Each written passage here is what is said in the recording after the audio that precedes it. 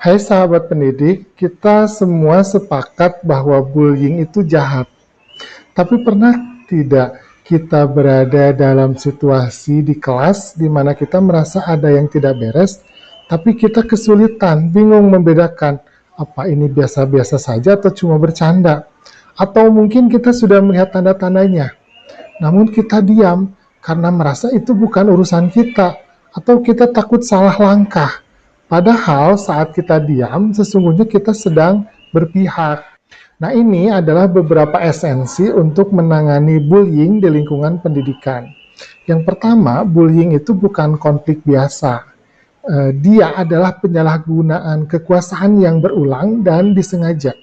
Yang kedua, bentuknya tidak selalu fisik. Yang lebih sering dan justru sangat merusak itu justru yang bentuk verbal, misalkan ejekan, julukan, atau gosip. Kemudian ada yang bentuknya sosial, misalkan pengucilan atau dikucilkan dari grup atau kelompok. Nah, ini sering tidak terlihat, tapi lukanya lebih dalam dan tahan lama.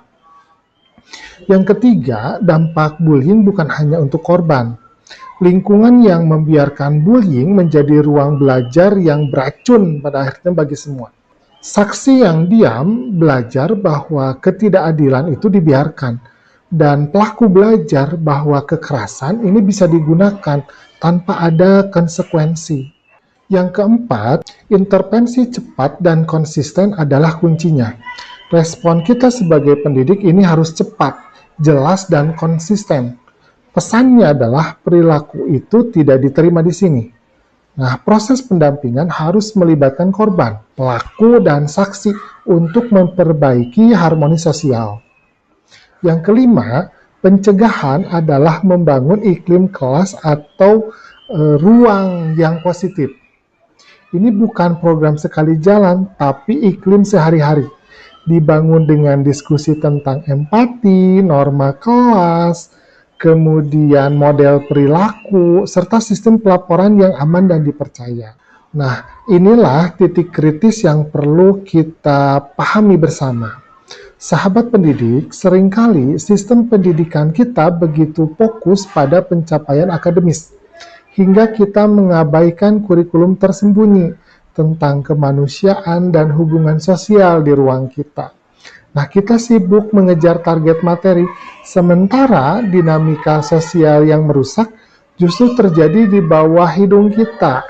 Nah, kritiknya, apakah kita sudah benar-benar dilatih untuk mendeteksi dan menangani bullying, atau kita hanya mengandalkan seminar setahun sekali?